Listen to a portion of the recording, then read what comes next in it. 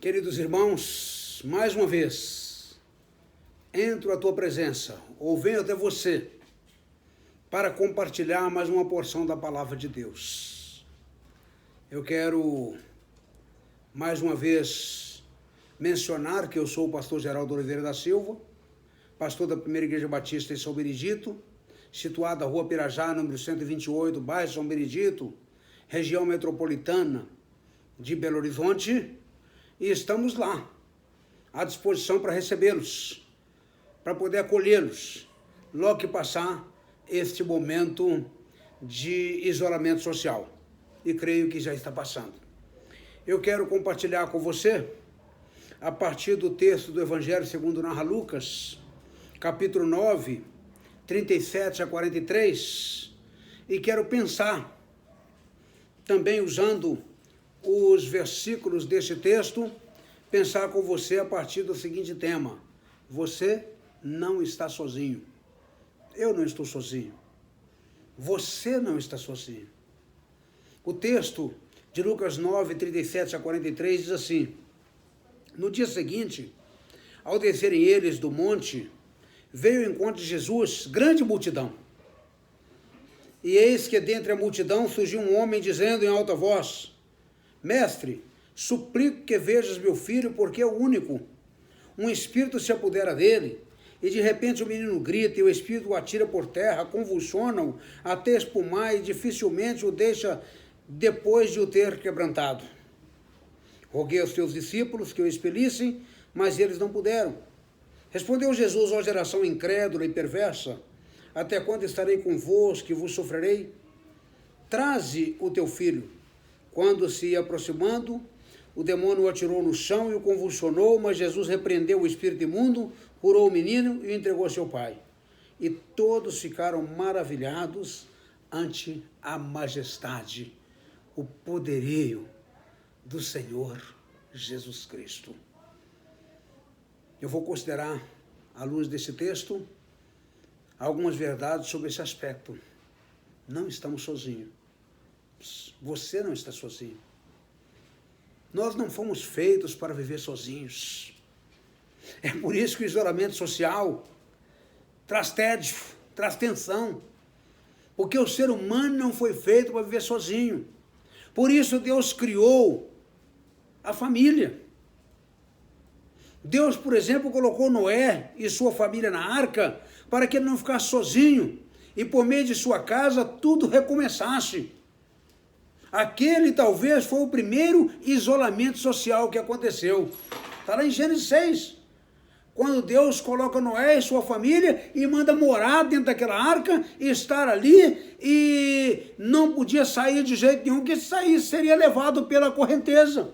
Não seria levado pelo coronavírus, mas pelo dilúvio, pela chuva. Jesus também não andou sozinho. Ele escolheu 12 amigos como companheiros de missão, seus discípulos. Ele vivia cercado pelos amigos e pelas multidões. Jesus era sociável, frequentava a casa de amigos, a sinagoga e as festas de casamento. Há muita gente aí pensando nisso, né, preocupada em relação a isso, porque não tem frequentado naturalmente as festas, e algumas festas foram adiadas, outras foram canceladas. Ontem eu estava assistindo o jornal e alguém disse que o governo de São Paulo estava propondo adiar a comemoração do Dia das Mães para agosto. Que coisa tremenda! Que coisa terrível! Então, é muito natural viver em comunidade, pois Deus nos fez assim. Se você está decepcionado, ou está entristecido, ou está se sentindo sozinho, eu quero dizer para você que você não deve se sentir assim. Porque de fato não é bom que vivamos sozinhos. Deus nos criou para viver em sociedade. Mas você não deve se sentir assim. Porque esse é um momento que vai passar. É uma situação. E você não vai ficar sozinho. Eu não tenho estado sozinho. Às vezes saio, resguardando naturalmente aquilo que precisa ser resguardado. estou em casa com minhas filhas, estou em casa com minha família, e aqui lendo a Bíblia, orando, preparando a palavra de Deus, bem como buscando a face de Deus em relação a essa situação. Então, eu estou em comunhão com minha família e também em comunhão com o meu Deus. E a palavra que eu quero dizer para você é o seguinte: se hoje você se sente só, procura alguém, porque pessoas precisam de pessoas. E também de Deus. Precisa de Deus. Não importa onde esteja, há alguém por perto.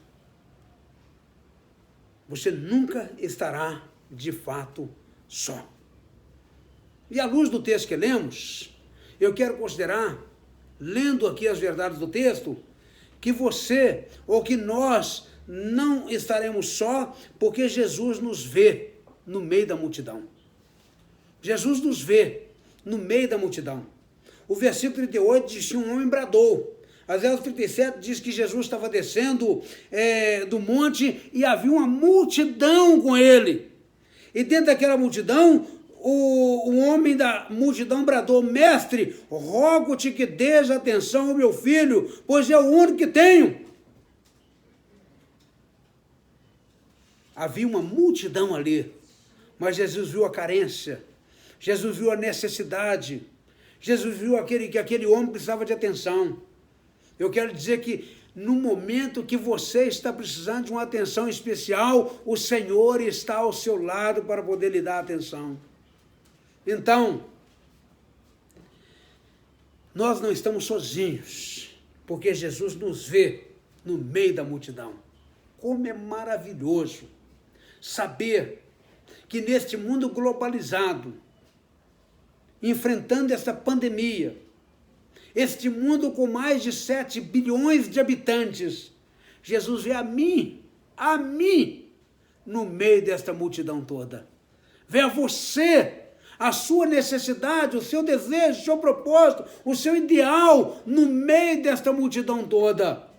Jesus tem propósito para a minha vida e para a sua, no meio desta multidão toda. Ele nos vê no meio da multidão. Se em algum momento você pensa que está só, você não está só, porque o Senhor está lhe vendo. Está atento às suas necessidades. Mas uma outra verdade que eu considero aqui, para poder dizer que você não está sozinho, que nós não estamos sozinhos, é porque Jesus se importa com os nossos problemas. Jesus se importa com os nossos problemas. O versículo 39, aquele homem vai contar a Jesus o que ele estava querendo. Falando sobre o seu filho, um espírito domina, de repente ele grita, lança-o em convulsões e faz espumar, quase nunca o abandona e o está destruindo. Na mesma narrativa de Marcos, capítulo 14, verso 1, nós lemos que Jesus, cheio de compaixão, estendeu a mão e tocou aquela pessoa que precisava, no momento da solução do seu problema. Aquele homem precisava que o seu filho fosse liberto daquele demônio que o atormentava.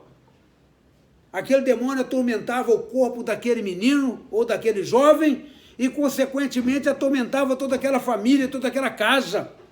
E Jesus, naquele momento, ele se importou com o problema daquele homem e agiu em relação àquela situação. Mas uma outra verdade que eu quero dizer para você, que você não está sozinho, e o texto nos diz isto, porque Jesus é a única solução. Jesus é a única solução. O versículo 40, nós lemos lá que o homem diz assim: eu roguei aos seus discípulos que expulsassem, mas eles não conseguiram. Há coisas que só Deus pode fazer. É por isso que eu disse, numa das reflexões anteriores, que o poder não está no homem que ora, mas o poder está no Deus que responde à oração. Nós somos apenas instrumentos, mas é Deus, em primeira instância, é quem age verdadeiramente em nossas vidas. Nós sabemos que há coisas que Jesus é a única solução. Nós aprendemos à luz da palavra de Deus que não há salvação em nenhum outro, diz Atos 4,12, porque debaixo do céu nenhum outro nome há, dado entre os homens, pelo qual importa que nós sejamos salvos. Só através de Jesus Cristo é que podemos ser salvos. Por isso, nós vamos buscar a Ele. E aquele homem buscou, foi no lugar certo. Correu ao lugar certo e buscou a quem podia lhe atender. Não adianta você buscar a religiosidade, não adianta você buscar medianeiros ou medianeiras, não adianta você buscar outras devoções pessoais, senão Jesus. Porque só Ele pode dar a você a vitória sobre a tristeza, sobre qualquer outra coisa, inclusive sobre a sua alma, que pode estar vazia, precisando que Jesus o preencha, e Ele quer preencher verdadeiramente a sua alma. Meus queridos, você pode vencer a tristeza, entendendo que Jesus toma a sua dor. Jesus toma a sua aflição, a sua dor e a sua adversidade. Versos 41b e 42, diz assim a palavra de Deus: traga-me aqui o seu filho. Quando o menino, vindo, o demônio lançou por terra em convulsão, mas Jesus repreendeu o espírito imundo, curou o menino e o entregou de volta ao seu pai. Jesus repreende, Jesus cura, Jesus reintegra a sociedade.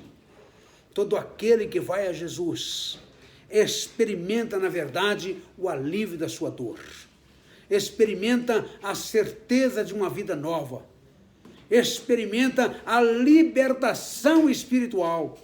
É por isso que João 8,32 diz que quando nós conhecemos a verdade nos liberta. E Jesus diz que eu sou o caminho, a verdade e a vida. Ninguém vem ao Pai senão por mim. E em João 8,36, nós vemos lá: se o Filho, Jesus, vos libertar, verdadeiramente sereis livres. Aquele moço foi liberto do poder das trevas, a sua família toda foi abençoada, ele foi curado, ele foi, na verdade, liberto do demônio que estava possuindo sua vida, se tornou uma nova criatura. É isso que diz a palavra de Deus. 2 Coríntios 5,17, Paulo disse: se alguém está em Cristo, nova criatura é. As coisas velhas já passaram, eis que tudo se fez novo. Meus queridos, o apóstolo João relata ainda em seu evangelho que muitos dos samaritanos daquela cidade creram nele, ou seja, em Jesus, por causa do seguinte testemunho dado pela mulher. Ele me disse tudo o que eu tinha feito. Jesus conhece todas as coisas. Ele toma a sua dor, como tomou a dor daquela mulher, também samaritana. Toma as suas necessidades. Ele vem, inclusive, para poder restaurar a sua vida. Ele vem para poder fazer de você uma nova criatura. Ele não quer saber o que era antes, mas Ele quer fazer algo especial, um milagre na sua vida no presente e garantir um futuro abençoador para você, do ponto de vista espiritual. Mas você pode ter ou vencer a tristeza, porque Jesus faz grandes maravilhas por você.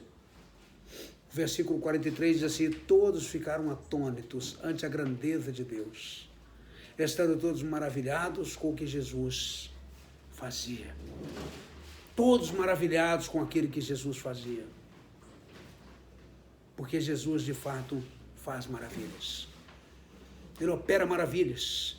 Eu quero dizer que Jesus é o mesmo ontem. O autor de Hebreus diz isto: o mesmo ontem, hoje e o eternamente. Ele é Deus poderoso, que pode fazer qualquer tipo de milagre em sua vida, inclusive o milagre da transformação, o milagre da libertação espiritual, da libertação da opressão do inimigo na sua vida e fazer de você uma nova criatura.